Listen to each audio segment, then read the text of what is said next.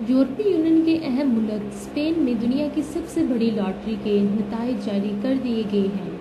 इन नताइज के मुताबिक लॉटरी पर इनाम 66,513 ने जीत लिया और इस खुशनसीब को $4,18,000 मिलेंगे, जबकि इस लॉटरी की मालियत $40 करोड़ है।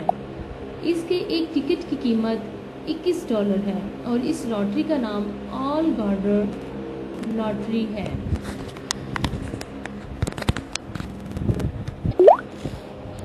ऑल गार्डो लॉटरी की पहली कुरानंदाजी 1822 में हुई थी और उस वक्त से लेकर आज तक हर साल के 22 दिसंबर को इस लॉटरी के नताइज का ऐलान किया जाता है।